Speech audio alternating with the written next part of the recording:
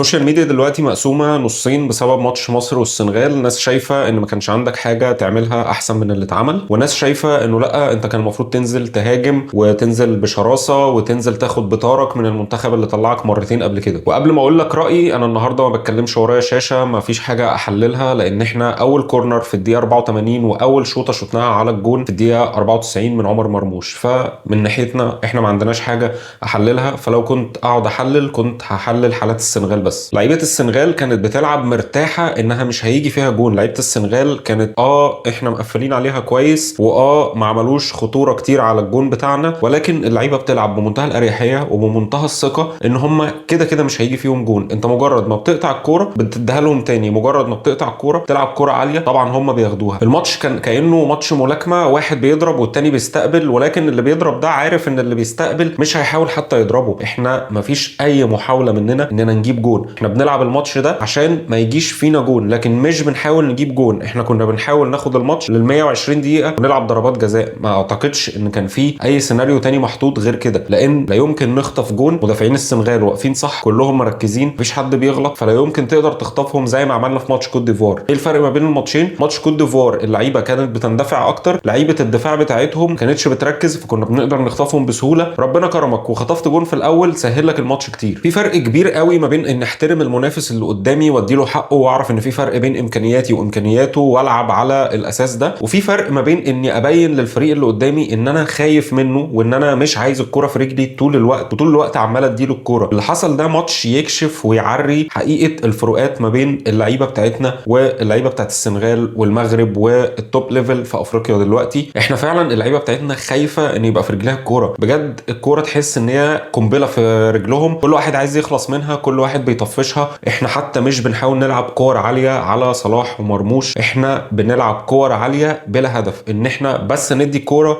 للعيبه السنغال وهم يضغطوا علينا وهم يهجموا واحنا نحاول نلعب على التحولات. لكن ده فشل ذريع، ولا قدرنا نلعب على التحولات، ولا قدرنا نلعب كور عاليه في ظهرهم، ولا قدرنا حتى نلعب كور عاليه وناخدها لان ما عندناش مهاجم. احنا منزلين مصطفى محمد في اخر الماتش واحنا عمالين نلعب كور عاليه طول الماتش. طب مين الراجل الهيدر المفروض يطلع ياخدها؟ مين الراجل المفروض يخش في التحامات بتاعت كور عاليه؟ هل صلاح ومرموش يقدروا يعملوا ده؟ لا طبعا. لو انت بتحاول تلعب كور عاليه في ظهر المدافعين عشان صلاح ومرموش يضربوا المدافعين في الظهر ويجروا، فالمدافعين بتوعنا احنا ما عندهمش القدره ان هم يلعبوا الباس صح للدرجه دي. احنا في النهايه ما عندناش يعني روبرتو كارلوس باك ليفت وكافو باك رايت وبيرلو في نص الملعب فيطلعوا لنا اسيستات بالمقاس. احنا عمالين نطلع الكره وخلاص، فكانت النتيجه ان كل الكور العاليه لعيبه السنغال عماله تاخدها بمنتهى السهوله. بالمناسبه احنا عاملين تبديل في الدقيقه 94، بننزل صلاح محسن والماتش فاضل له دقيقه. انا مش فاهم التبديل ده، يعني انت عايز ايه؟ انت عايز راجل ينزل دقيقه يخلص لك الماتش؟ بننزل تريزيجيه ما بين الشوطين مكان فتوح. التبديل ده انا لحد دلوقتي مش فاهمه. هل عشان يبقى عندك نزعه هجوميه؟ طب ما فتوح اصلا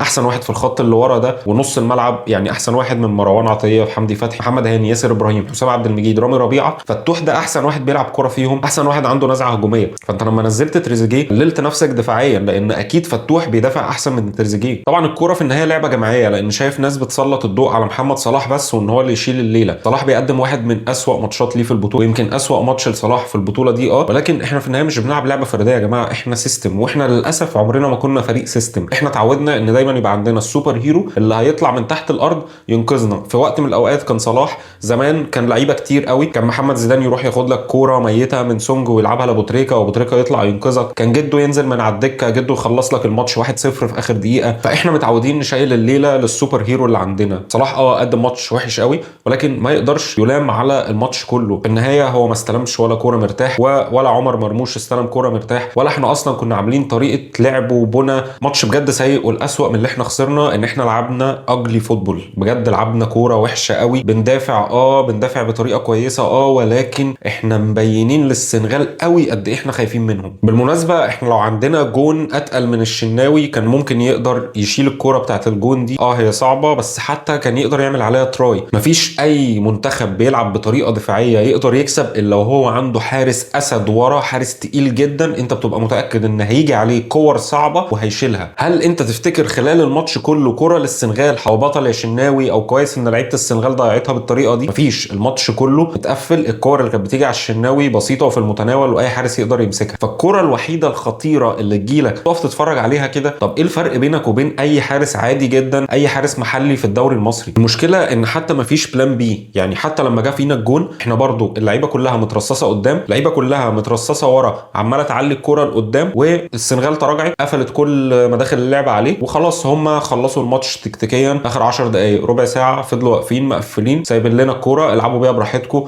كده كده عارفين ان احنا ما عندناش همزه وصل ما بين الدفاع والهجوم، ما عندناش لعيبه نص ملعب تقدر تكنترول الجيم كله، فسابوا لنا الكوره قفلوا الماتش اخر 10 دقائق ربع ساعه العبوا براحتكم، واخر 10 دقائق ربع ساعه طلعنا منها شوطه واحده. طيب اخيرا بقى رايي انا كان المفروض نعمل ايه. انا رايي ان ولا كان المفروض نعمل كده ولا كان المفروض نعمل كده. كنت بسمع زمان اللعيبه بتقعد تتكلم عن مانويل جوزيه وازاي مدرب عبقري انه بيقدر يقسم الماتش، انتوا اول 20 دقيقه هتضغطوا، بعد كده هتسيبوا لهم الكوره، بعد كده ربع ساعه، واخر ربع ساعه نرجع نضغط تاني، وهكذا. الماتش جوه الماتش نفسه بيتقسم، جوه الماتش نفسه تقدر تلعب بطريقه دفاعيه، كده تقدر تلعب بضغط من قدام، وهكذا. ده شغل المدربين الكبار قوي، ولكن للاسف ممكن احنا ما عندناش فعلا اللعيبه اللي تقدر تعمل ده، ممكن احنا ما عندناش الفكر الفني بتاع المدرب اللي يقدر يعمل ده. ولكن الصح في ماتش زي ده من وجهة نظري انه كان يتقسم. انت في وقت من الاوقات بتضغط، في وقت من الاوقات بترجع تستقبل لعب، في وقت من الاوقات بتطلع ميديم بلوك، في وقت من الاوقات بتطلع بقى تضغط من قدام خالص وتبين لهم قد ايه انت شرس وعايز تكسب. ولكن للاسف احنا كان عندنا حاجه واحده بس وفكره واحده بس عمالين نلعب عليها طول الماتش، وكنا بنحاول نلعب على التعادل، كنا بنحاول نلعب على ان احنا نخطف جون مش نجيب جون. احنا ما بنحاولش نبني هجمه ونجيب جون